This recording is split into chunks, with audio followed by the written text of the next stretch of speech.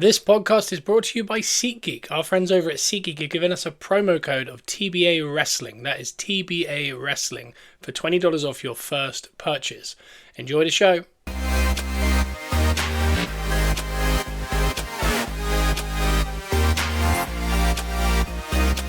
Welcome to Gunners Are Us, where we are positively Arsenal. And that we are. We truly are. We timed this podcast so well, I believe, in the last couple of years. It does feel that way. Because maybe we've brought it on. No, you're right. I think it's 100% us. I think the energy we put out on these airwaves is actually because it was always so negative from Arsenal fans, wasn't it? Before on podcasts and YouTube and stuff, we're like the positive outlet. I believe we're helping Arsenal win everything. I think you're right, and ironically, there is still negativity about Arsenal Somehow, not on here though. Which is tough. Again, at the end of the season, maybe we can dissect the negativity.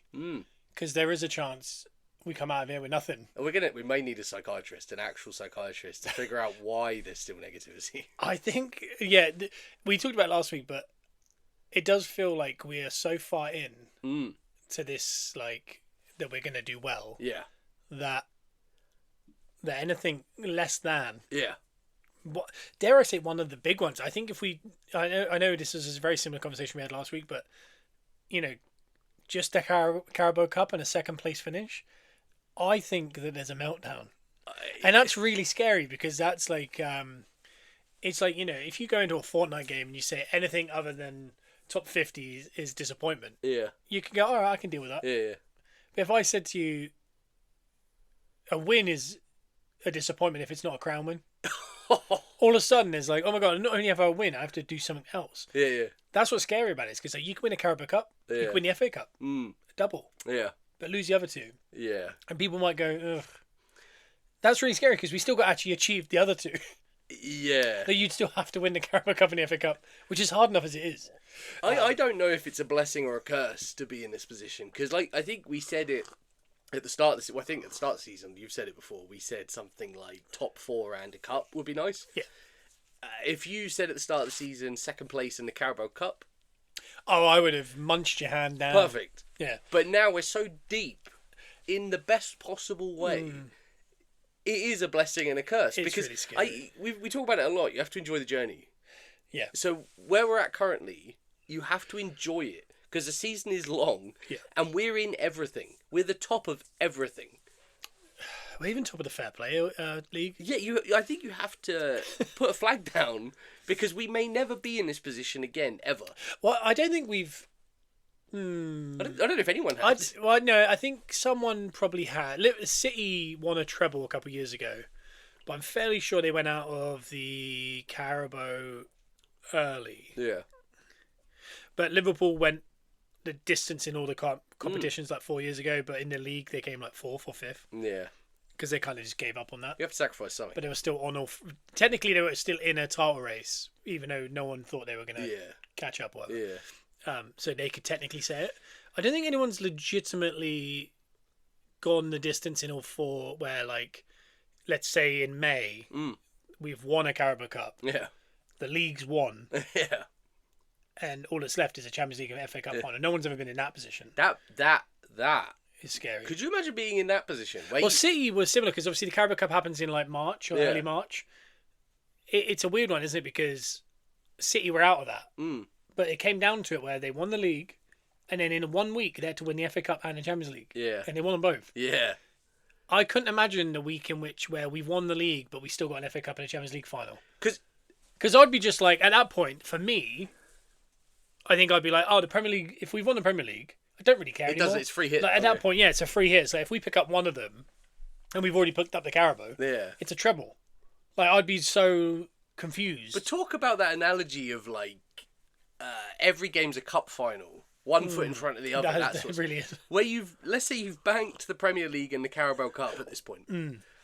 All you've got to do is go win the Champions League and the FA Cup. Literally 2 games. Yeah. Like 2 games. But what if... but what if it comes down to the last day of the season as well? So, like, literally 1 week is that. Yeah. The following week is the Champions League final. The following week is the FA Cup final or something. That's a mad few weeks. You have to win all three of them to win all three. Yeah, that'd be bad. But imagine having those in your back pocket. You've already won the Premier League and the Carabao Cup. All you've got to do is win 2 more games to win the lot. To win the first people to win the quadruple. And you've got through it. So you've done it. You've done the hard work. You're halfway there. Quadruple is the only thing left that hasn't been done. Yeah, but you've done the hard work, and all your players are intact. Let's say. All you've got to do is just go win. Do what you do. It's any given Sunday, though, isn't it? Like, any team could beat any team, but how consistently we've played this season, how consistent we've been.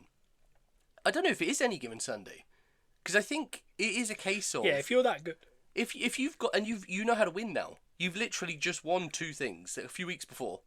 You know how to win. You know how to go get the job done. Yeah. That position. If we're in that position, I don't think there's a better feeling ever. And I don't think we'll ever recreate that feeling if we can bank those 2 and then just go win those 2. I just want to, and again, I'm not getting ahead of myself, but I am. I'm just trying to, I just want to look at history.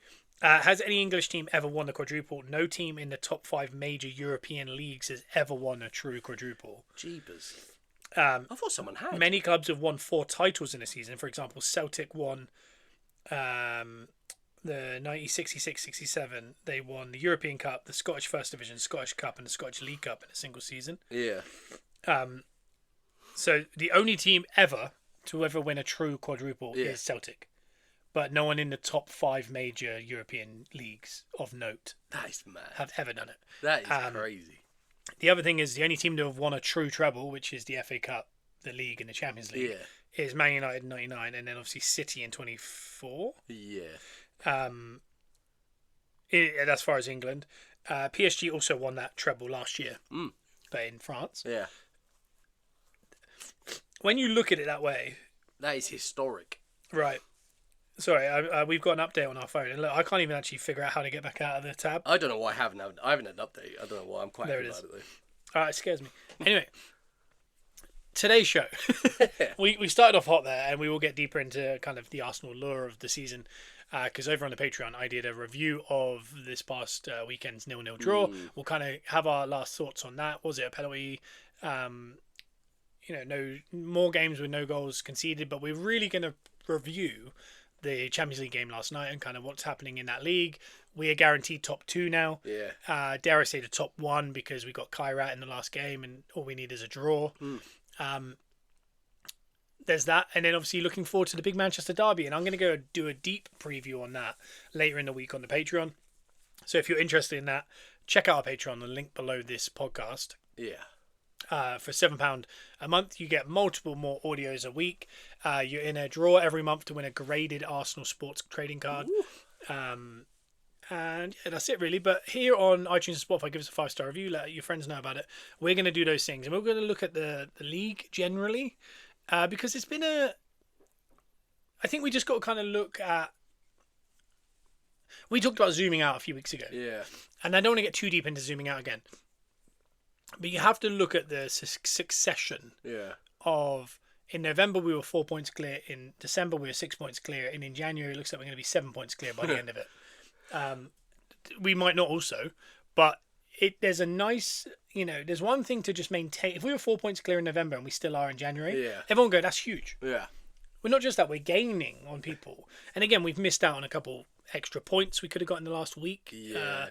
But the teams below us, as we falter and get 2 0-0s in a row in the league and get 2 points from a possible 6, everyone below us got no more than 2 points from a possible 6. Yeah. So we still managed to gain on people. People getting 1 point out of 6. Yeah. The frustration is when the teams around you get 1 point out of 6, you kind of want to get 6 out of 6. You got to go ahead, yeah. But like we said at the start, when you're top of the Champions League, top of the Fair Play, top of the Premier League by 7 points, we're leg up in the second leg of the Carabao Cup semi-final, and we're getting Wigan at home in the 4th round of the FA Cup. Yeah. When you're sitting that pretty, yeah, I think beggars can't be choosers. I don't think you can sit here and go, yeah, we should be 11 points clear, or we should be 9 points clear. I think we just got excited. Omri actually did a really... I don't know if you saw that. I heard he said something. I didn't see what he said. I think he's been quite cutting to Arteta. Yeah. And to the club in general. Over the last few years. He's not been the most complimentary. Yeah.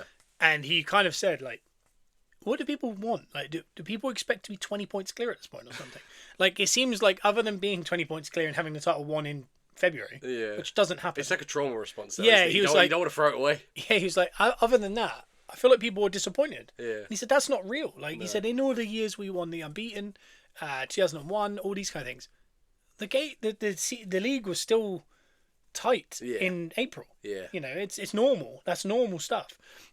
So it's like you got to act like you've been there before and not be panicked and like you know, we sit here and go, oh my god, we should be 9 points clear.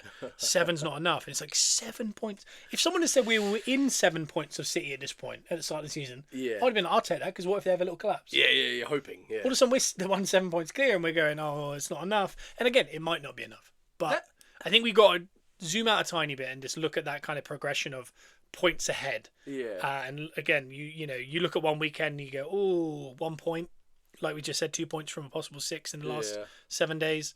That's not great. But then you come out a little bit and go, everyone below has got 1 point from 6. That's all that matters, really. I'm not worried about hitting 96 points as opposed to 93 points at the end of the season.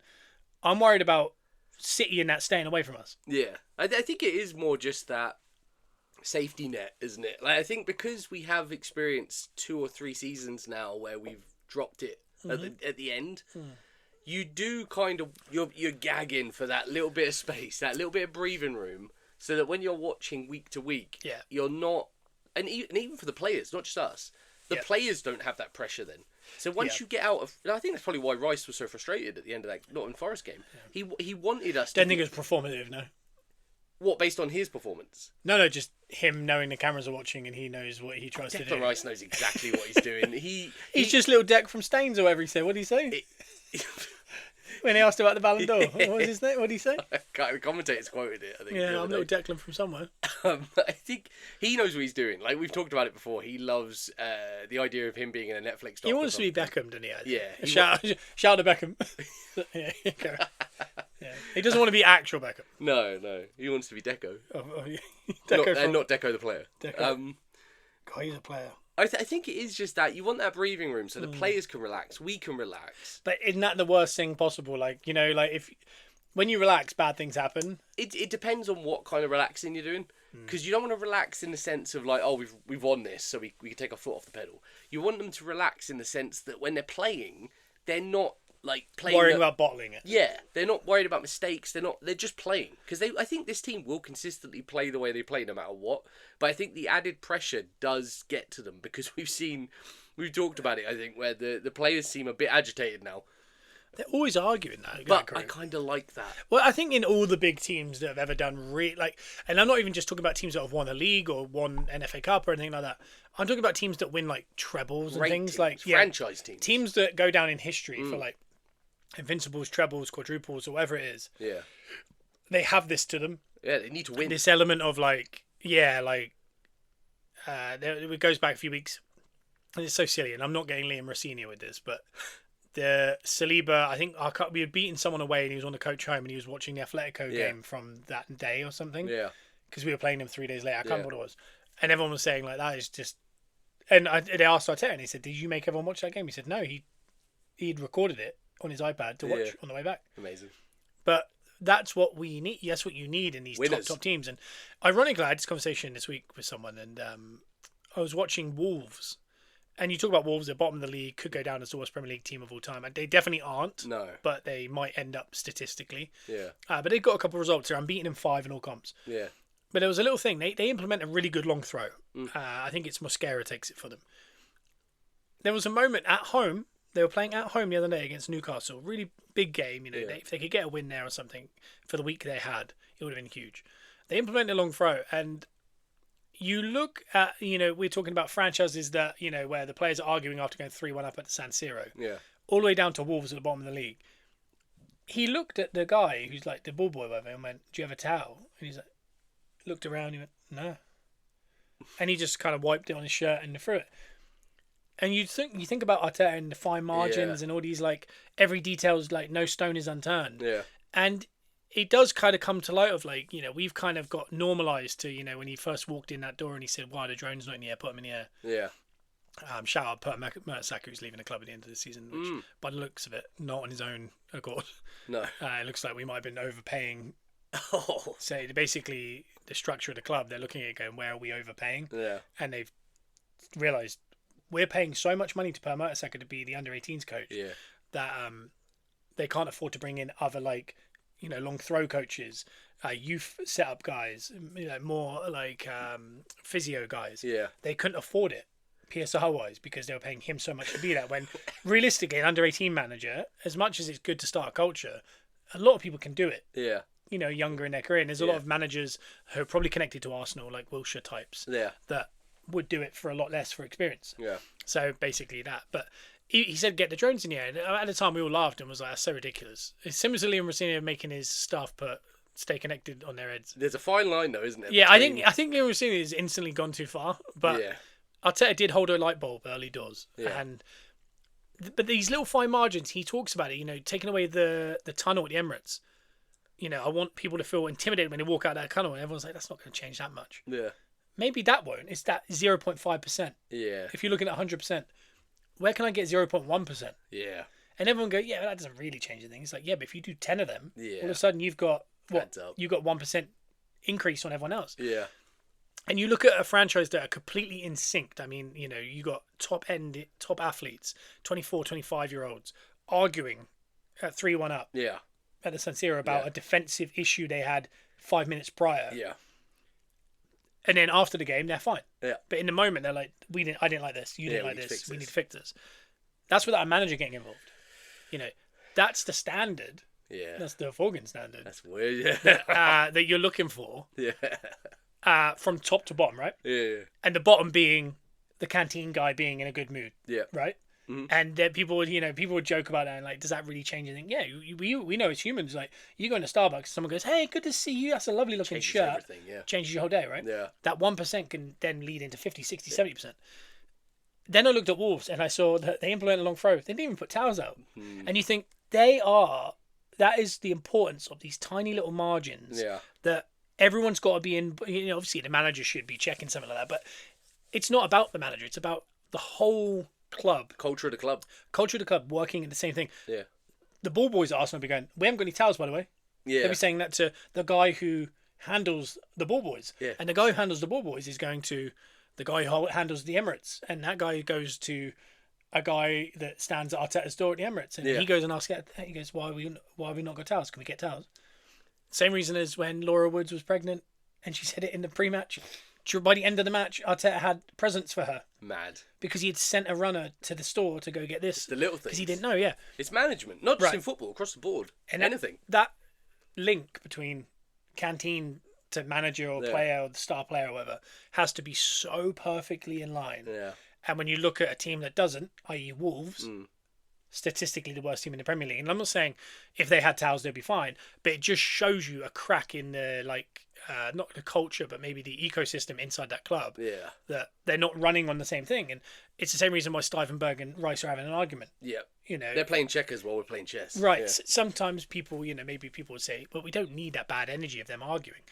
There's bad energy, if they are now not talking after the game. Or maybe Rice is throwing a strop and walking off the pitch. Depends what the argument is and what the context of it is. And it doesn't look great when he's saying, he doesn't know what he's on about our coaching stuff. That doesn't look great. But the premise is that, they're fine after the game. Yeah. They're absolutely fine. Just try and iron out the crinkles. In NFL, they talk about it if you fight a lot in pre-camp, like fist fights. Yeah. Usually that team does quite well. Yeah. They demand excellence. They demand everything from each other. Because it's easy, you walk into work, someone does something, leave a gate open. Sees the walk past and go, whatever.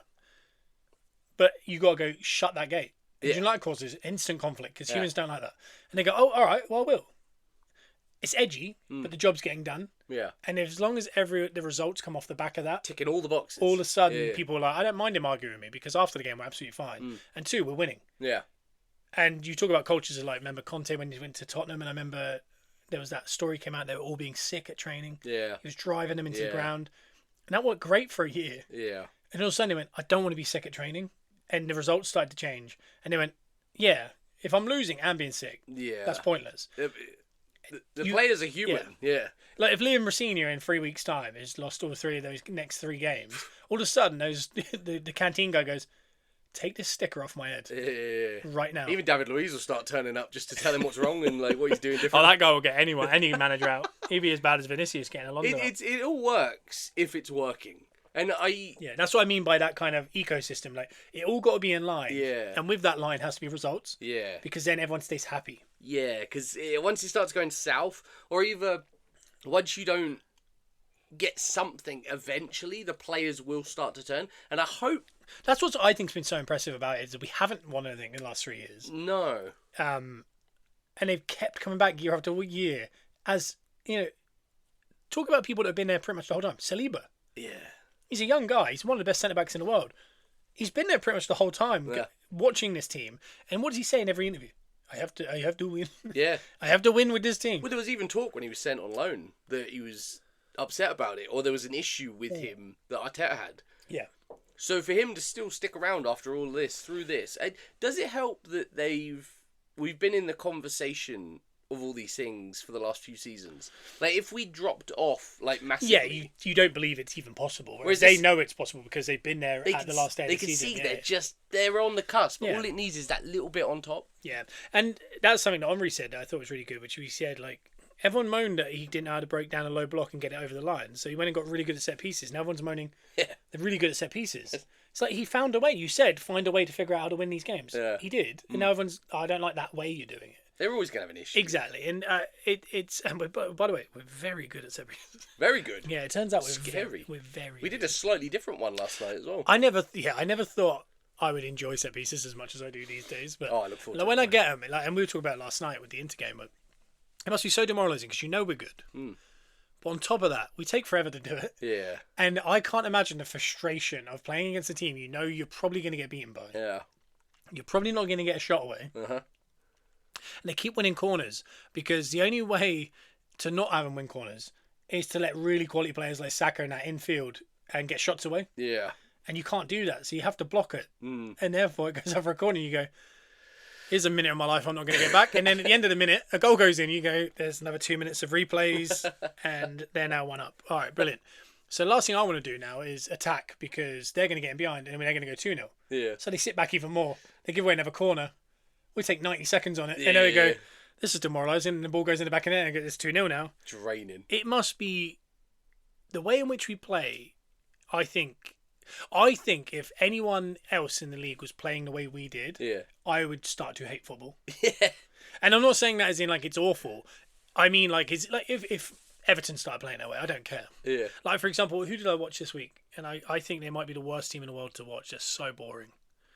It might actually have been Man City. It might have been. No, it was a Villa. Oh, yeah. And they're playing Emery Emery. ball, yeah. I watched the Villa Everton game, and my God, would they not go forward? And I had flashbacks to Emery at Arsenal, and just Yeah. kind of 5 at the back, and just that horseshoe. Yeah. And I was watching it, and I was going, "Oh my God, And the thing was, they do it in such a unimportant area of the pitch. Yeah. You know, the other team can't nick in and get the ball. They just got to, like, accept it. They're not forcing it. Yeah. So you just got to watch it for like 4 or 5 minutes. People joke that Arsenal take a minute to take a corner and then like there's a real good set piece happens and a goal happens at least. Yeah. No one's talking about the fact that they'll just keep the ball for 7 minutes without attempting to go forward. And no danger of the other team winning the ball back because they're nowhere near the other team. Because the other team are 30 yards away from them and they're just playing it around in a circle. Going, look out, we got the ball. Let's, it's back in Emery, needing a dough, looking for the hole. And the other team aren't even moving. No. They're just looking at you going, you can do that all day. We're not moving. You're not moving us out of position. You've got to bring it up to us to move out. It's kind of what the teams figured out with us when we had Emery. Yeah, and they're starting to figure out with Villa. TV companies are going to stop showing Villa soon. Honestly, I was watching. I was like, "This is so dull." And people say we're dull. I don't know, but but I thought like if City played exactly how we did this year, and we were playing exactly how City played, I would be so demoralised. Yeah. I couldn't watch their games because I'd be like, they're not even letting shots happen, Yeah. and they're scoring from set pieces every time they go forward. Yeah. I don't think I could hate something more, but because it's us, It's lovely. it's really enjoyable. I remember saying that about City like 5-6 years ago. I watched like obviously when they were like in the pomp, winning 4 in a row and all that kind of stuff. And you'd watch them go against like Brighton, and all you're hoping for is them to lose. Yeah. And you'd watch it, and they just keep the ball for like 60 minutes. Not like Villa, but like slightly more progressive, but not that much more. It's like robotic. Yeah, just get hold of it. There was no mistakes. They were never going to lose the ball. The other team couldn't press them because they were terrified of like conceding. Yeah. They keep the ball, and you're like, oh my, you'd start falling asleep by 70 minutes, and all of a sudden, oh, De Bruyne has scored. Okay, it's 1-0 now. Okay, there's no chance. Well, at least the other team will come out now. No, City've still got the ball. They can't get near him. They would strangle games like a snake. Yeah. 15 minutes later. Oh, there's 2. And you'd end the game going, they won 2-0 there, but other than the 2 goals, did anything happen? It's like, I don't know, but it was really lifeless and dull. Yeah. We're a little bit like that. We're not lifeless and dull, but it's different, but it's similar in the demoralising feature. Yeah. And I'm trying to see Arsenal from our rivals' perspectives of just like, yeah, we're never catching them. Yeah. Because that's how I'd feel if City were doing this, right? Yeah. But because it's City, I'd assume they would stay doing it. Whereas it's us, I'm assuming at some point we're going to collapse. And all this won't work. Or people will figure out set pieces. But the thing is, if you're not letting us get set pieces... Yeah. Like last night, we scored a set piece. Yeah. We also opened the scoring with a non-set piece goal. Yeah. We also then finished the game with a non-set piece goal. You know, it's well balanced, even though the media will have us believe that we only score set pieces. I think any team that's at the top of their game, the media is going to find something. Yeah. Like we were talking about it earlier. No team that's ever won the league, and that includes the Invincibles, have ever been perfect. If you watch a season play out, it's never perfect. In your mind, you want it to be perfect with rose-coloured glasses on. But it's never going to be perfect. It's going to be a grind. But I think, as Arsenal fans, I think we do have... I mean, again, other fans might have the same thing, where if let's say, other fans are in this position like Man United, they might have that same fear that... Like, they may not be as confident. Like, when you're on the outside, looking in, you're confident because you're not scared of losing. You want them to lose, but you can kind of see they're not going to. Yeah. Other fans are having that with us now. But we do have a slight PTSD as Arsenal fans, where we haven't won for so long. Yeah. So we feel like it's never going to happen. Yeah. Then we have back-to-back seasons where we nearly win, and it gets taken away at the end. Yeah. That PTSD is real. But the confidence I'm building now, which I hope the players are building, should get us over the line at this point. I think definitely something's happened now. This was different. Yeah, like I think even if it wasn't like they built it up and now they feel like they can do it, even if at the start of the season they thought, oh, we're just going to end up coming second again. Yeah. They might now feel different because I think, we were talking about it earlier, but we've lost 1 game in 32 games. We've played like 38 games and lost 2. Talk about zooming out. Yeah, we've scored 60 plus goals. Only 14 of them are set pieces. Yeah. Yeah. Like, it's not that big a, the media make you believe this one thing. Yeah. It's the same with the media saying, Ezra's not getting minutes. He's had more minutes than Trossard and Martinelli. Yeah. When Eri obviously going out on loan, I genuinely believe Zinchenko's coming back from Forest but going full-time, like official sale to Ajax. And when Eri getting a move to Marseille is a loan. But it's a loan with a fee. Yeah. The more games he plays, the more money they pay. Yeah. There's no obligation. There's no option to buy. He's coming back to Arsenal at the end of the season. He's played enough Premier League games that if we win the Premier League, he gets a trophy. We need him to get his card stock prices back up over there in France. Yeah, because they've dropped. But when you look at all that, I think there's a chance that we're bringing in a midfielder. Yeah. They've removed a left back that was on loan. They've got a full sale, so PSR wise, they wanted money in. Yeah. They've sorted out a loan deal for a midfielder. We're not short on midfield, but I mean, we talked about it earlier. If Ezra and Odegaard got injured now, we go Moreno number 10 every single game. Yeah. And I think there is a chance we're not bringing a player. A lot of people think there's a chance we're bringing in a player. Neves, the ex-Wolves player who's playing in Saudi, his deal's up in 6 months. He could come back. He's 29, I think, now. Yeah. 28, 29. Player that we've looked at before. Really good, steady midfielder. Yeah. That could be someone that we could bring in and just kind of go, Zubimendi, Rice and Odegaard are our players, but Moreno, Norgard, Neves, Eze, your job is to just complement them. Options. Yeah. That would make sense. There's also a chance that finally, now Havertz is available and, as we saw last night, Jesus and Gyökeres are starting to fire, that Havertz is going to be a 10. There's a chance that's why he's getting rid of Waneri, because he's actually going, we're thinking, it's Odegaard, it's Eze, then it's Waneri. Yeah. He might be going, no, it's Odegaard, it's Havertz, and it's Eze. Yeah. So Waneri was never going to play. Yeah. So he's seeing Havertz almost like a new midfielder signing because he's finally going to play in a position he bought him for. Yeah. I think he still should be playing up front. Havertz, I think he's our best centre forward. I'm a big Gyökeres defender, but I think Havertz is an elite centre forward in world football. Feels like a man I think playing with boys. if he left Arsenal, I think Man City would be in for him. I think Real Madrid, Oh yeah, Barcelona, Bayern Munich, everyone would want him to be their starting 9. 100%. And that's something we as Arsenal fans, again, PTSD and maybe too much online, we get so deep in that kind of world. Is we start realizing, like last year, everyone was, oh, if we had a real centre forward, we'd do better. Yeah. Kind of did. Yeah. But everyone's complaining about the centre forward. Yeah. Everyone said for so long, if they just bought a centre forward, they'd probably come first and not second. Yeah. We bought a real centre forward. We might come first. Yeah. Yeah. Yeah. But everyone's going, it's not because of him though. It's like, but you said that if we bought him. Yeah. It's done what you said. Yeah. They did what everyone said. Yeah. And it's working. But everyone's like, yeah, but he's not very good. I think a lot of people. So, but if he's not very good, why are we now doing so much better than we did before? And we've talked about it till we're blue in the face because Yeah. we love Big Vic, but he may not be necessarily banging goals, but he's doing something out there. It's thankless, and he's making the team better. He's our joint top goal scorer now in all Yeah. competitions. So, I Yeah. mean, he's doing something. And again, this is a team in which everyone's going to score 10 by the end of the season. Yeah. It's not a team that are going to have a 30-goal scorer. No. And again, City have done that in the past. Not had anyone that's like a major goal scorer. It takes a freaky player to do it. A real freaky player. Yeah, it does. And that might be the next step. You know, if this year we do end up winning the Premier League, but maybe missing out on everything else, maybe next year it's about how do we get Gyökeres to score 35 goals? Yeah. Because it's in him. Yeah. Like, he knows how to. He's a scrappy player. He's not the most finesse player, but he will score you 30 goals if you feed him. Is it? We saw it last night. I mean, he scored an unbelievable goal. Yeah. We'll talk about last night as well as the weekend altogether now, but because at the minute we're firing in the cups. For example, we scored 3 at the San Siro. We scored 4 at Fratton Park. We scored 3 at Stamford Bridge. Yeah. But in between all that, we drew 0-0 at home in the league. Yeah. 0-0 in the home and league, away at home. Yeah. Away from home in the league. So we've scored 10 goals in 3 games in the cups, 0 goals in 2 games in the Premier League. Yeah.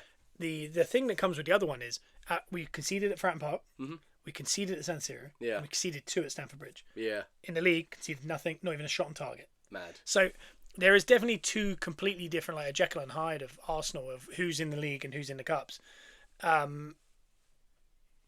With that, Gyökeres scoring that goal last night, when you watch it, the goal is exactly how he scored all his sporting goals. And it's ironic because I think we all kind of agreed at the start of the season, once we saw how he was playing, he's going to get his goals in the Champions League because their teams play how he's used to. Yeah. And he scored a lot of goals in the Champions League already. Yeah. Before he came to Arsenal. Yeah, he does like playing in Europe. And last night, what happened?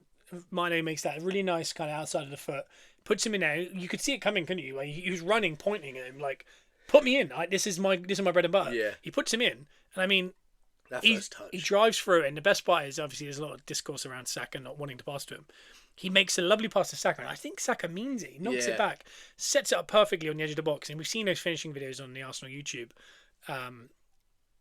He just puts it in the top corner, and that's the exact kind of goal. And that feels like the first clean shot he's got away all season. It's the first time it's opened up. I don't think any of his goals have been that clean, other than penalties. Yeah. All of them have been like scrapped in. You can see his eyes light up as soon as the ball drops. He's got an opportunity at basically a slightly longer penalty. Yeah. Like to really just pop it in. And that's where he's elite.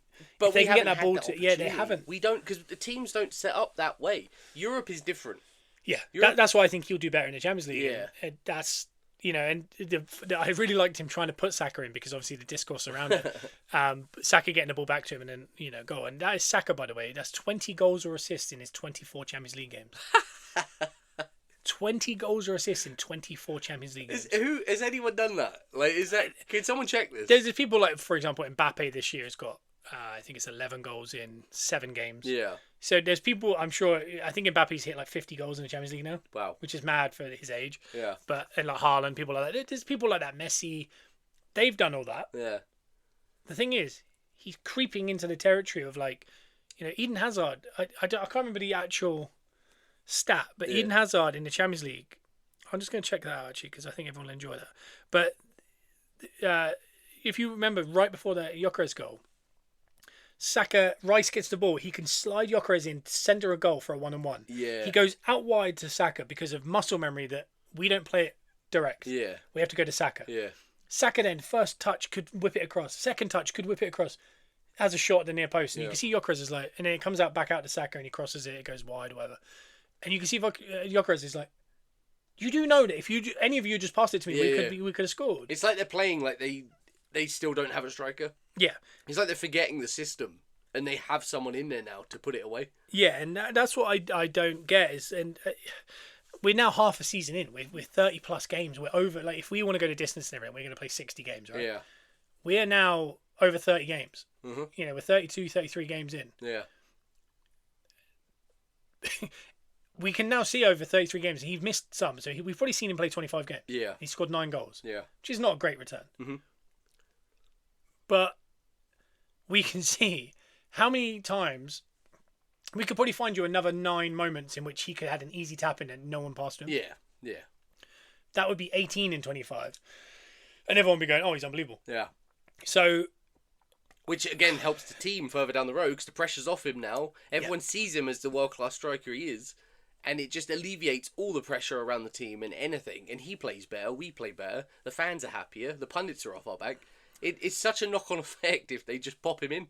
Just get him his goals, get his numbers up. yeah, definitely. Champions League. Oh, let's have a look. 2, 5. Oh, 8, 9, 13, 14, 15. He had 15 goals. Ooh. In Champions League Okay. ever. Is that what that is? Yeah, 15. I think it's 15. Which is so wild to me. Like, yeah. when you think about it. Oh, no, it's 10 goals. He got 10 goals and 15 assists. Okay. So he got 25 things. Contributions, yeah. Saka is at 20 in 24 games. That's He mad. played 61 Champions League games, Hazard, to get that. Yeah, that economy rate. He's got the same for England. When you actually... He's one of these players that I feel like, because he's not flashy, Yeah, similar to Salah. No one talks about him. I'm not sure if anyone's ever going to talk about him that way because he just isn't. You know, people will talk about, Cole Palmer's so much better. Cole Palmer scored like 2 open play goals in like a year. And I know Saka's stats don't look great either at the minute. Yeah. When you do look across the board, but Why is it certain people just get hype though? yeah, there's a big end. But those people with the hype never usually. For example, Hazard's one of them. Like people talk about him. Is he one of the best Premier League players of all time? It's like on paper, no, Yeah. not at all. He won Premier Leagues, he won Champions League. You know, he scored goals, he assisted, but he looked unbelievable. Sanchez, Yeah. his stats are actually very good, but he didn't do it long enough. You know, that kind of thing. Yeah. The elite players like Ronaldo, Rooney, Henry, Kane, they look good and their stats look good. Yeah. But some people, their stats are trash, but everyone's like, it's such a fun watch. And then some people are awful watches, but their stats are unbelievable. Yeah. You know, so it's hard. But I mean, across the board, you can see that we're not playing to Gyökeres' strengths. And even last night, I quite like the team that we put out. Like, Yeah, that midfield was interesting. yeah, exactly. I think Moreno, as confusing of a football player as he is, he's so beneficial to that team. Yeah. Because we're at a point now where it might be because of Eze not playing as much, but when it's him instead of Eze, Yeah. I used to very much be like, why are we doing that? Yeah. Whereas now I'm like, yeah, I kind of get it. Yeah. Yeah, he's not flashy like Eze. Yeah. But he's almost like the epitome of what this Arsenal team is, which is like adapt, figure out, overcome, win. Yeah. That's what he does. Yeah.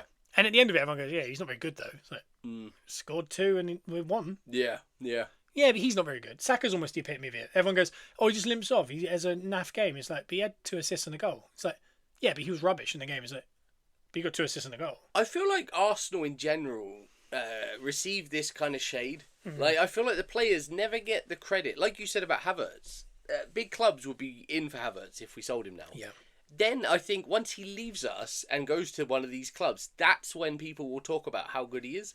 While he's at Arsenal, no one will talk about how good he is. Yeah. There's something to Arsenal. I wonder if if we win something, that will change. Because a lot of people have said in the past, like the reason why Arsenal are like the banter club is because we don't win anything. Yeah. Like, but the problem is that we won an FA Cup, we won a Community Shield, for example. We won 2 Community Shields. That's not a trophy, but Pep Guardiola this week said, I've already won a trophy this year. Yeah.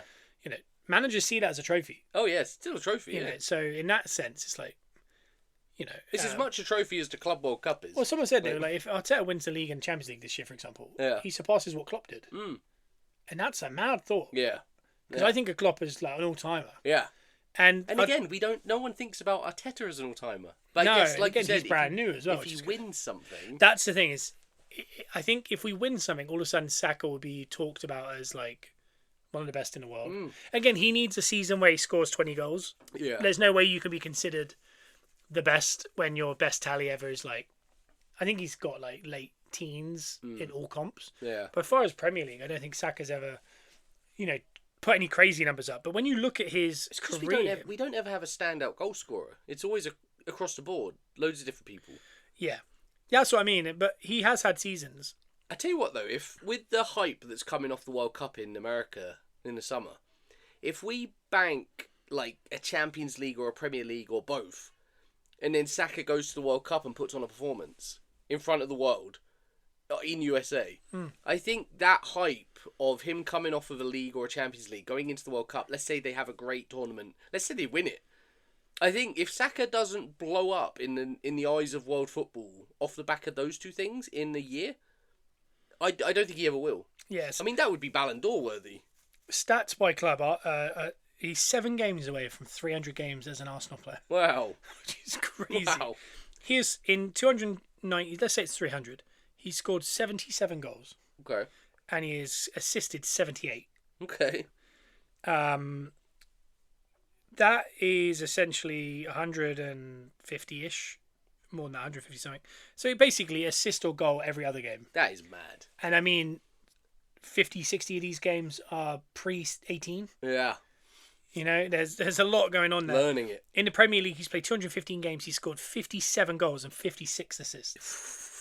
So he's at 113 things in 215 Premier League games. That's mad. Europa Cup, he played 25 games. He got 5 goals, 9 assists. Champions League, he has 12 goals, 8 assists. That's crazy. Which means he is over Hazard's goals.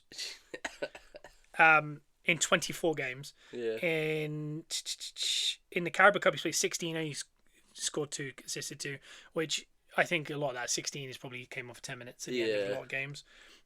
FA Cup, 11 games in his career, 1 goal, 1 assist. He's only ever scored 1 goal and 1 assist, and he's only played 11 games in the FA Cup. That's mad. Community Shield, 2 assists and 2 Community Shield wins. Fair.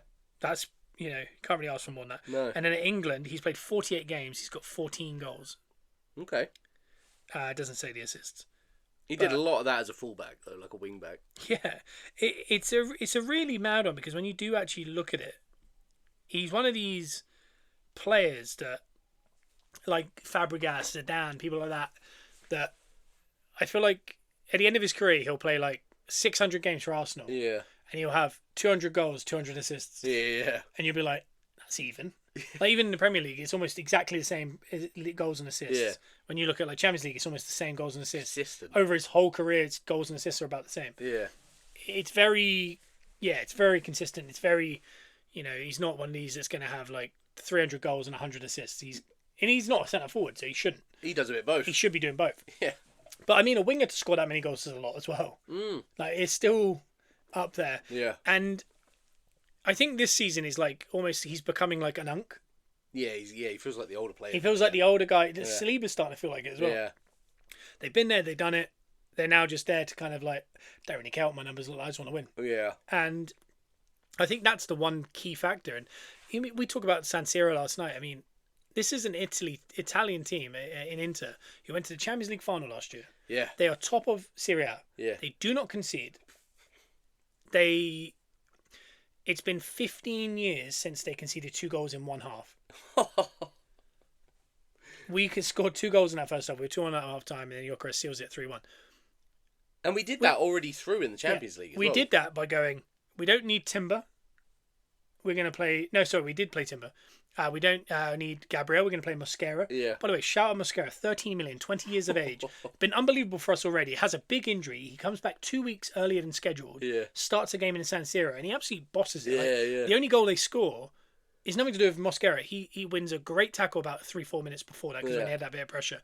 Then he makes an unbelievable tackle in the build-up to their goal. Yeah. The Zubmendi just doesn't block. Yeah. But Mosquera played unbelievable. He almost reminds me of a very mini Saliba, which is very similar. Scary and amazing on the recruitment. But Mosquera comes in for Gabriel. Lewis Kelly comes in for Timber or Ben White. Yeah. At this point, it's a change. Yeah. In midfield, we drop our best player probably in Rice for Moreno. Yeah. Eza comes in for our captain Odegaard. and then Jesus comes in for Gyökeres. Yeah.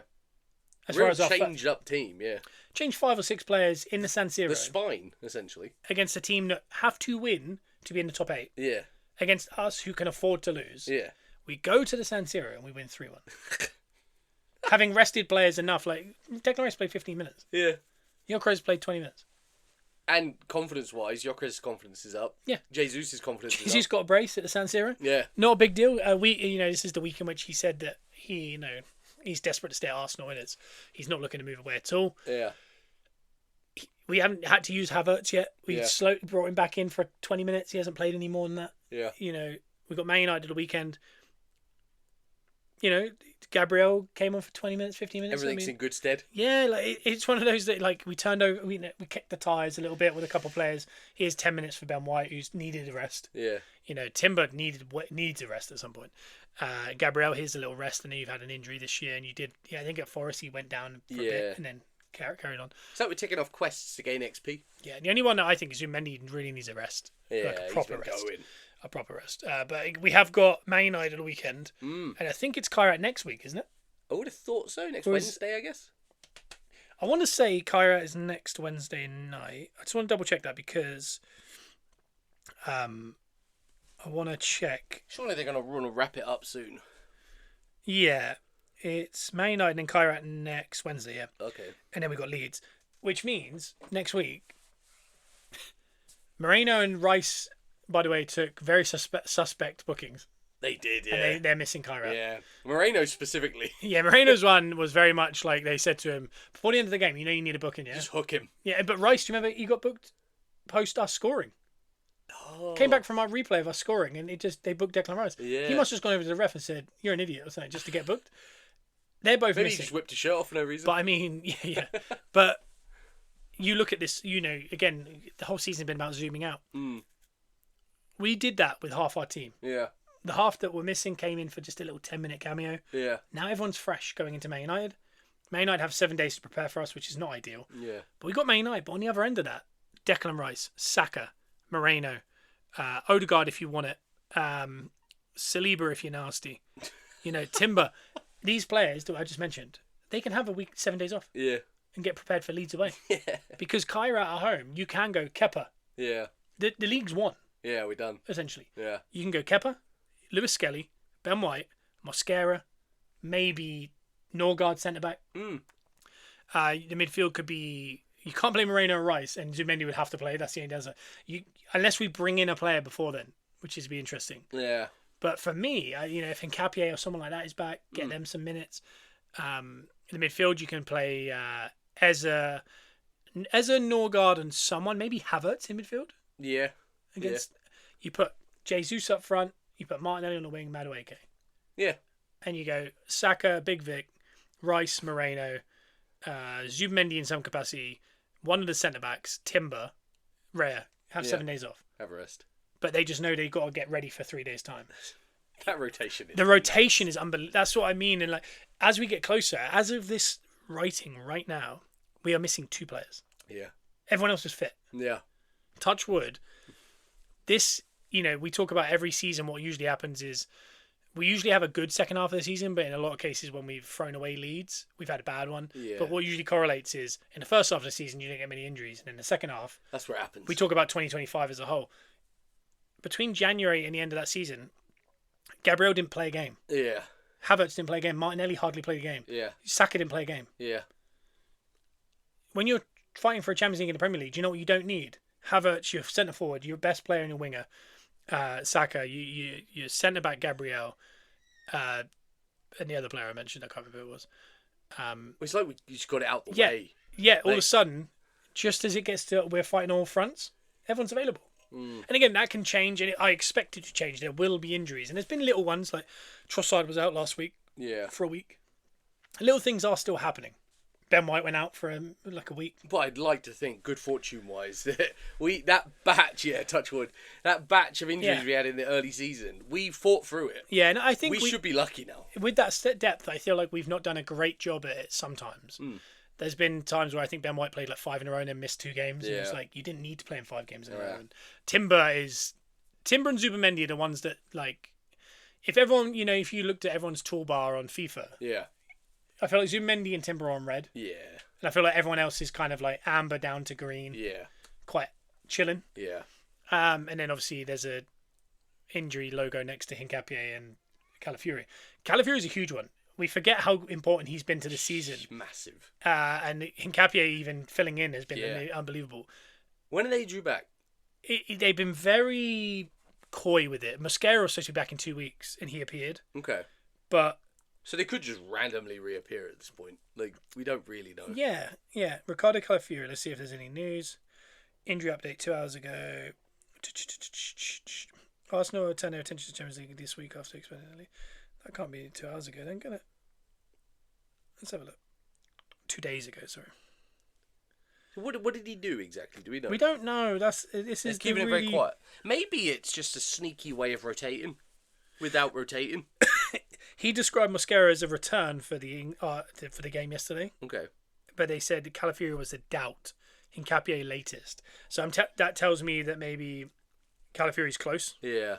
But Hincapié might be well off. He held his abductor muscle, didn't he? Do you remember? It was a bit of an odd one. It wouldn't be surprised me if he's not out for a couple months, but that wouldn't be the end of the world if Calafiori comes back. Yeah. If our one injury in the squad is Hincapié, the lone player from Leverkusen, that's absolutely fine.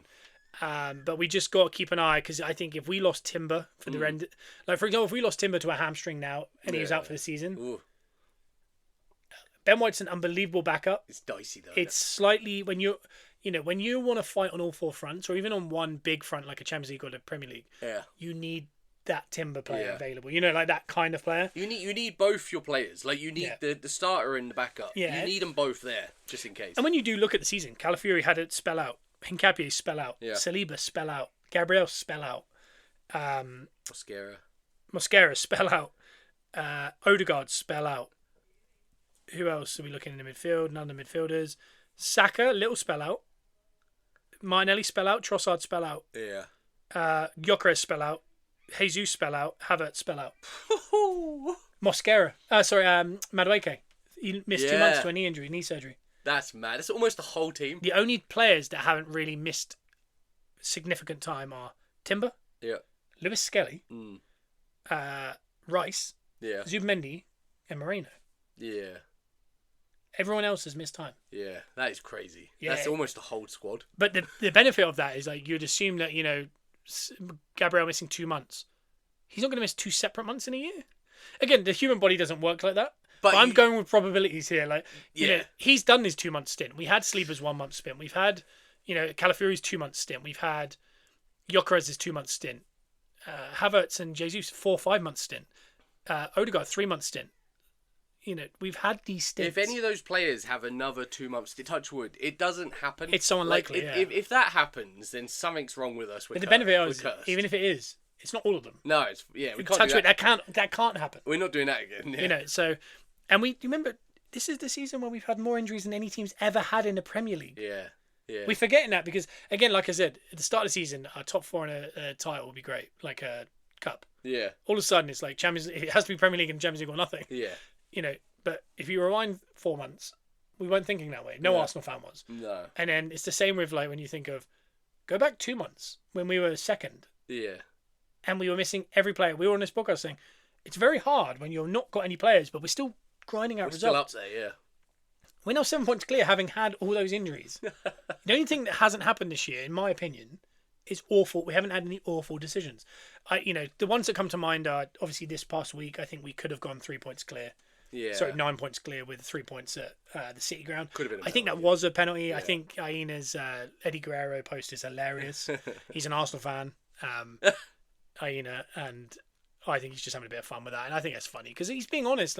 And I think anyone that watches that and thinks that isn't a penalty, and ironically, James Gunnerblog, he's someone who always sits very it probably wasn't. Yeah. He's quite modest, like Simon in our group chat. Yeah. He's like, yeah. He was like, I think I don't see how that's not a penalty. Yeah. Ironically, on Arscast, Andrew was like, I think it's not. I'd be annoyed if we got given that because he said at the end of the day, he gets pushed. It touches his arm gently. It doesn't change anything. It goes out for a corner. Yeah. It's not really a penalty, is it? Yeah. But I see it as he saw. I think his natural reaction was, oh God, it's going to be a corner. Yeah. And he went to kind of try and keep it in. He's trying to avoid a corner by giving away a penalty. I think he went to do it, and I think as it touched him, he went, "Oh, what am I doing?" Like, I think it's a natural. Yeah. You know, if I throw the ball to you and it's So, going, oh god, like, catch it. yeah, like if we're standing by the edge of a pitch and I throw the ball, Yeah. you're naturally going to try and stop it from going out. Yeah. It's like a weird human reaction. I think he did it and then went, "Oh," you know, Yeah. and I, you know, I'm gonna be honest. At the time when I watched it, I wasn't too animated. I kind of watched it, and my theory was, yeah, that's a penalty. Yeah. But then when they didn't give it, I kind of went, we should be playing better anyway. I We must- should have scored by now. I had no. After it wasn't given, I didn't have like a longer, like it didn't linger with me. No. I went, "Oh, okay." Yeah. But I think as well, I think James Gunnerblog said it. He said, I think the way in which it was commentated and Arteta's reaction Yeah. made me feel more secure that it was a penalty. Yeah. Because they look so, and even the commentators were like, "Oh yeah, they have to give that." Yeah.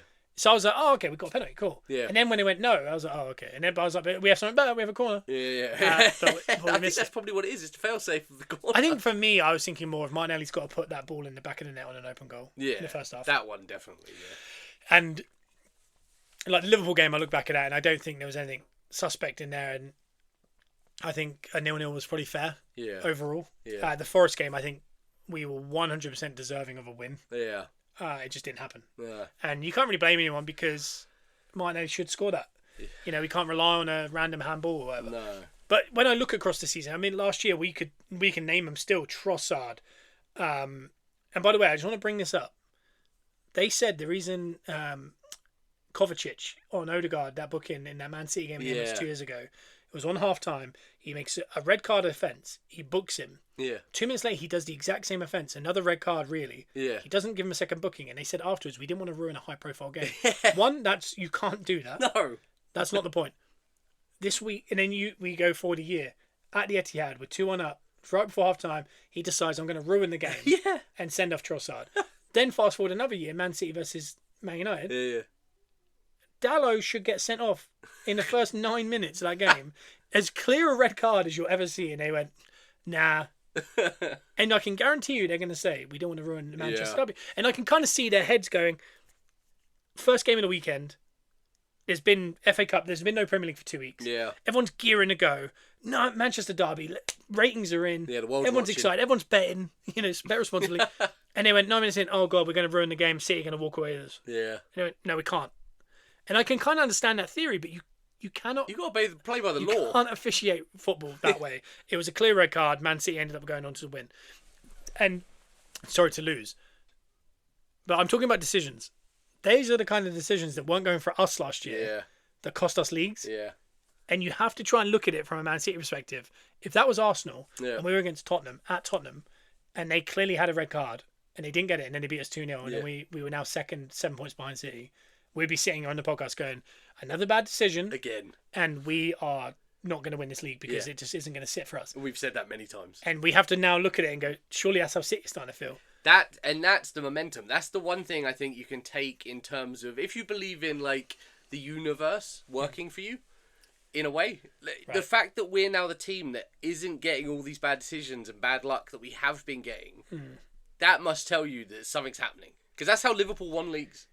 They won that last one last year because everyone got such bad decisions and bad injuries that they just... And they were the best team. Yeah. But it just helped, you know? Yeah. And I don't think anyone's getting, like, awful decisions this year. I think of maybe Liverpool with that goal on the line that's been, I think, this year's version of... Remember at the start of the season we had to try and guess what was the random rule they were going to implement and mess up everyone's season. I like doing that. And I just want to finish that point of... I can't think of many bad decisions. Last year I think of Rice sending off, Trossard sending off, Saliba last man, but everyone else that week did the same thing, but it wasn't a red. There was enough to overturn. Goals that went in that, you know, we scored against Liverpool last year and he blew up before it went over the line so that they couldn't give the goal. That cost us 9 points last year. We lost the league by 9 points. Yeah. There's a lot to it. We weren't good enough to win it last year, but we could see that those exact games, we can remember them viscerally. Oh, yeah. This season, as far as bad decisions, and again, a lot of people say, well, when you're winning, you don't remember the bad decisions. Yeah. No, I remember the bad decisions. That handball, and away at Fulham, Saka got clipped. Yeah. They checked on VAR, and they said there was no contact, but they weren't looking at the right body part. And even Saka was pointing, going, you're looking at my feet, look at his knee. Yeah. He knees me. Yeah. And those are the two ones.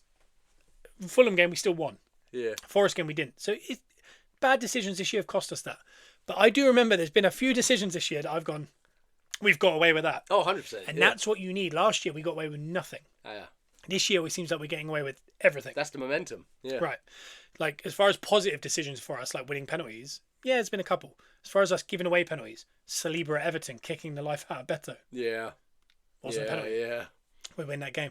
There's been, and that's what you need to go your way. Yeah. And it's not going City's way this year, which is lovely. Yeah. But that decision, I was just going to say, last year was kicking the ball away and we got the detriment of it. This year feels like it's the, am I interfering with play while standing offside? Because we look at City thrashing Liverpool at the Etihad. Yeah. Robertson ducks that and they get back in the game. Been a lot of these. And everyone went, they're giving it off. And then you fast forward and, you know, City in the cup the other week, Haaland is like standing, but not really interfering. Yeah. They remove that goal. Yeah. Arsenal the next night score a goal. Yoker's in the exact position that Haaland's in. Yeah. They give it. Yeah. It feels like the am I interfering with play rule is the rule that is messing everyone up because we don't know. Yeah. We like, you know, it's like when they, you know, when a couple of years ago handballs were getting given and they weren't getting given, and we learned that if it comes off a body part and then hits your hand, not a penalty. Yeah. And we could all go, okay, Yeah. at least we know what the rule is now. It's black and white, and they've actually stuck to it. Yeah. The interfering one, I feel like we all felt like we knew it. Yeah. And this year they've gone, you don't know it. It's Because so we great. don't know what we're doing. It's so great. So, yeah, again, and that has affected Liverpool. It's affected City at different Yeah. times. It hasn't affected us. Mhm. Only for the positive. Because we were offside and we scored. The momentum's on our side. And we said it at the start last year, and everyone was saying, your excuses. No.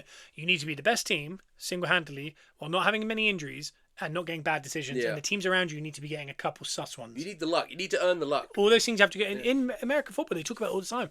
You need a fit squad, good schemes.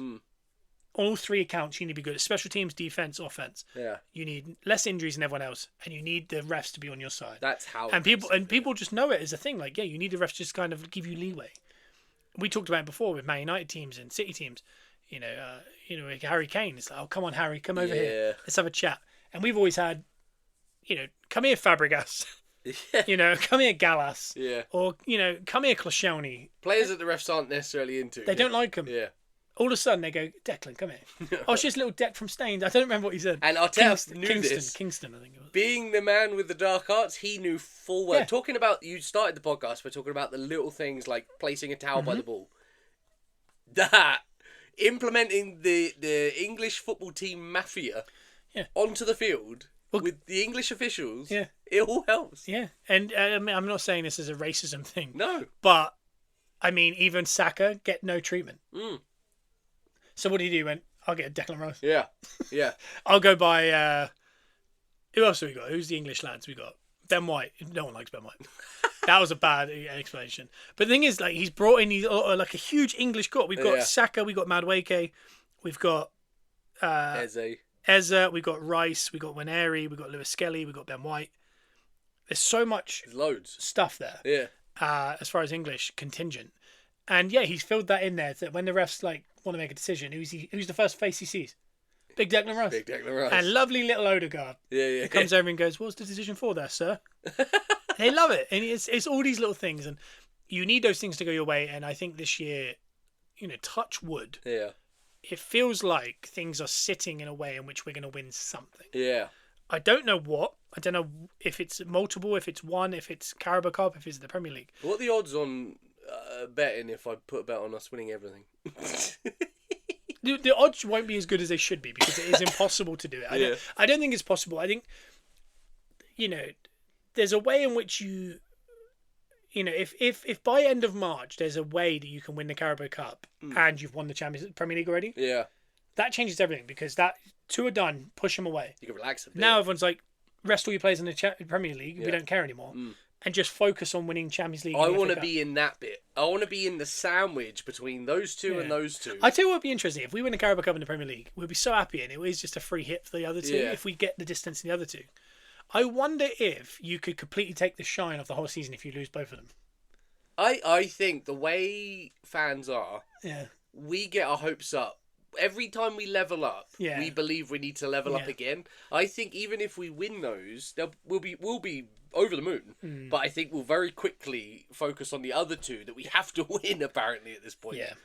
I think that will happen. Yeah. I don't think it should take the shine off, but I think people will get their hopes up about winning it all. Yeah. But as far as the podcast, because we've been all over the place there, we've just kind of been, I said that we were going to talk about the Forest game, the San Siro, and then build up the Man United game. I think we've done all that. Oh, yeah. But just in a roundabout, unconnected way, and not very. Yeah, we've not sat here and gone, all right, let's start with Forest, and then moved on. That's because we've got the Patreon. So if you do want us to break it down in a row, do you know what I mean? Like, I don't know what that wording is. Consecutively, I don't know, alphabetically, something. Yeah. If you want us to be chronologically, right. If you want me to go, here's the Forest game, here's the lineup, here's how I felt about that, here's the way the game panned out in order of the moments, and how I felt afterwards, and anything else around the game. If you want that, that's over on the Patreon. Yeah. If you want the regular podcast here on iTunes, this is totally free. But Joe and I will get you the points, but we'll go around it for an hour and 20 minutes. Oh, yeah. And we'll figure out. You can listen to us have our ramble. Yeah. We've talked about the penalty incident I said we were going to do in the Forest game. I said we'll talk about the 0-0s. We've done that. We got that. Said about the San Siro. We talked about that. And we haven't talked about the Man United game, so I'm just going to finish with that because the deep preview is going to be over on the Patreon. But just quickly, they did win this week against Man Utd. They actually did look very good. Do you know whose reason? Do you know what the reason is? Kobe Mainu. I'm a Mainu. Played him. I'm a Mainu defender, so I agree. And I think he just did the thing that we all said was like, surely if you just play 4-3-3, they've got good enough players. Yeah. But I think it's better than that because he played Patrick Dorgu and Ahmad either side of Mbeumo. Yeah. That's not the ideal front three that Man United have at their disposal. No. At the minute it is. Yeah. But Mbeumo would rather be on the right. Yeah. He's now playing out position in the middle. They got a wing back playing one side, and a guy who's been playing wing back the other side, who is naturally a winger. Yeah. And I think everyone at Man United agreed that they'd rather Ahmad over Garnacho, hence why Ahmad stayed and Garnacho went. Yeah. But I mean, realistically, they want Sesko in there, they want Cunha just behind, maybe. Yeah. They've got some really nice options because, in a perfect world, I think you'd somehow want Cunha and Mbeumo either side of Sesko. I don't think Cunha's role really should be on the left or anything. No, it just looks pretty on paper. Yeah, but if he was kind of, if they're in a game in which, like, if they're against Kairat, they could play Casemiro the holder, and they could play Cunha and Bruno. Yeah. And they could play Ahmad, Mbeumo, and Sesko. Yeah. It's aggressive. It's like us playing Ezra and Odegaard together. Yeah. If they're kind of playing more regularly, they could play Casemiro, they could play Kobe Mainu, they could play Fernandez, and then they could maybe put Cunha out left, like how we used to do with Aaron Ramsey. Like central player playing out left for a little bit of balance. Yeah. So I think they could do it. I don't know who is actually fit this week because Mbeumo's back and he's firing already, obviously, as we saw. I don't think there's some players that aren't fit there. I think Cunha, I'm not sure what's going on with Cunha. Sesko, I'm not sure. I think he came off the bench. It's just, I don't know, it just looked a bit mismanaged, but the performance was really good. The energy levels were high. Yeah. I don't know if it was a new manager bounce at Old Trafford. They're going to come to the Emirates and maybe go, if they go as aggressive as they did. They're going to be up for it. Because the thing is, we struggle with them at Old Trafford because we don't like playing against five at the back. Yeah. As annoying as it is to Man United fans and other fans of people playing five at the back, Stifles. Arsenal get stifled by five at the back. Yeah. He's going to go 4-4-3, 4-3-3. Yeah, 4-4-3 would be helpful. Yeah. But 4-3-3. If he goes, the Man United DNA is attack, and he goes, get forward. He's doing that. We might win that quite comfortably. If he does get a bit pragmatic and maybe change something up, we could struggle. At the Emirates, the benefit is we're coming in, big primetime game on a Sunday, Emirates, crowd up, good time for us. We can get stuck in. Do you know what I mean? Like, we're doing what they had last week. Yeah. Last week they had that new manager bounce, Old Trafford, excitement, energy, let's win. Yeah. This week they might be like a sophomore slump. They're coming off of that. Yeah. There's a little bit of a drop. And they go, all right, let's just sit. And the last thing you want to do is kind of not play us to your strengths. Yeah. Because I think we will pick people off. We do need to get back to scoring in the Premier League. It's been 2 games, no goals conceded, no shots conceded. Yeah. If we can concede no shots, we'll win this game. I truly believe that because I don't think they're as good defensively as Liverpool. I don't think they'll be able to Liverpool didn't defend great. They just never let us have the ball in a non-attacking way. Yeah, they just held it. Man United won't do that. No. They're more random and aggressive. It's going to be an interesting game. Yeah, in the Forest game, again, we had 3 or 4 clear chances in our first half, and then we should have had a penalty. Yeah. It was just bad luck that we didn't score. Yeah. So I think what's coming for Man United is a high XG game. Yeah. And just hoping, because at the minute, guys, we're actually underperforming our XG. At some point, we're going to explode with goals. Like you think about a couple of seasons ago, when we had that post-January explosion. Yeah. Sometimes XG bottles up like that, and all of a sudden it's like everything you touch goes in. Yeah, eventually it's got to start. We haven't had that issue. No, We've had injuries and low XG. Sorry, underperform XG and injuries, and we're here. So at some point, if that explodes into life, or explodes, something bad could happen, or something very good could pop off somehow. Yeah, and I'm hoping this week is that explosion, because I think this week is a real moment, because City do have Wolves. I expect them to win. Yeah. There is a way in which we're going into that game being 4 points clear, Yeah. and a loss would keep us 4, and I think that could turn. Gets tight. And when this is a huge thing I talked about on the Patreon, but I'm going to bring it here to the main feed. Is the fixtures. Let me find it. So basically, Man City, Villa, and it was already there from the title race fixtures. Just pretend there's no dead air, guys. Here we are. The next 4 games in the Premier League. Yeah. This week we got Man United at home, City have got Wolves at home, Villa have Newcastle away. Ooh. I think us and City could extend our lead from Villa. Yeah. Chances. We then go away to Leeds, but City go away to Tottenham. They hate that. They do not like playing Tottenham at Tottenham, and I must admit, Tottenham couldn't be worse at home. But they always seem to find a way to beat City. Yeah. The only thing I'd say is the only time they don't beat City at home is when we Arsenal need them to. So chances are they will lose that. Villa have got Brentford. You expect them to get that win back. So over the 2 weeks, if you look at it, I think City win, maybe drop points. I think Villa drop points, but then win. If we can win. Yeah. I mean, they're all winnable. This is what I was saying because then they City go away to Tottenham and then away to Liverpool before they come home to Fulham. So they've got 2 home games that they should win. Yeah. 2 away games, even if they draw both of them. Yeah. And therefore they get 8 points from a possible 12. Yeah. If we can get 12 from 12, that's a 4-point jump again. That'll be 11 points. And also 4 games on. Yeah. So we're talking into the final 10 games. Yeah, we're getting to the 10 games. And then over at Villa, I think Newcastle away, Brentford at home, Bournemouth away, Brighton at home. I think they dropped 5 or 6 points there. I genuinely do. I think Kamara's now out for the season. McGinn might be out for the season. Yeah. They've got a small squad. They've moved Marlon over to Roma. He's already got a goal. Yeah. They're bringing in Tammy Abrahams. They're looking at Mateta now. But they want to do a switch for Gesand, which is not great because their PSR issues are real bad. And their depth is awful. Yeah. So, and Villa are also still fighting in the Europa Cup. Yeah. I think they're going to... I wouldn't be surprised if Villa don't come top 5 by the end of the season. So... This all ends on, I think it might be March 12th, I want to say. February 12th.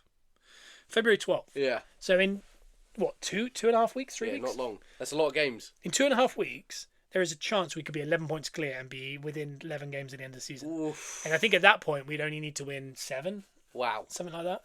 Wow. And one of them against City. So if we win that, then we'd only need to win 5 or 4 or 5 games. So... And also, what's not showing there is shortly after this is the City game. Yeah. So, this week, these 2.5 weeks, I think the 4 Premier League games we have to, and again we go back a few weeks. We said we have to win after the loss to Villa. Yeah. In all comps, we said we have to win the 6 out of 6 now. Yeah. And we didn't know if it was possible. It looked on paper like could be. Yeah. But we were like, I'm not sure. We went on to win 6 and 6, and we got everything back on track. FA Cup, Premier League, Champions League, Carabao Cup, we got it all back on track. Yeah. We went, okay. And then since then, what happened? Oh, Arsenal, the first team in the history of any European league to have to go away from home in 4 different competitions in 10 days. We've come out with a win, a draw, a win. And now we're at the other end and we're going, we got to win the next 4 Premier League games. Because in amongst all there is another Champions League game against Kairat. There is a second leg against Chelsea. Yeah. And there's a Wigan game. Okay, yeah. In amongst all of that. In all comps, that's 7 games. Yeah. If we can win 7 from 7, I truly believe something's happening. And again, I don't think we have to win 7 from 7. I don't even think we have to win the 4. I think you can drop. We're expected to drop points. Yeah. Teams are going to drop points. If City come out of that with 12 from 12, I'm worried. Yeah. Because there should be drop points there. Yeah. On paper, yeah. Away to Tottenham, away to Liverpool. If they win them, The worm's turning. something's changing. So I think the next 2.5 weeks is actually going to be gigantic in the star race. So stay glued to our Patreon. Go check that out. I think we've gone a little bit long here, so we'll get going now. But yeah, check out the Patreon. Links below. Loads of content coming because, my God, there's games coming thick and fast. And here on iTunes and Spotify, give us a 5-star review. Go to our TikTok, Gunners R Us Pod. We've ripped packs for Peppercorn Sports Cards, our other card business, wherever and whatnot. £10 credit is underneath us as well. Use our SeatGeek code TBA Wrestling, and we'll see you next week. Yeah. Be good. Have fun. Stay safe. Bye.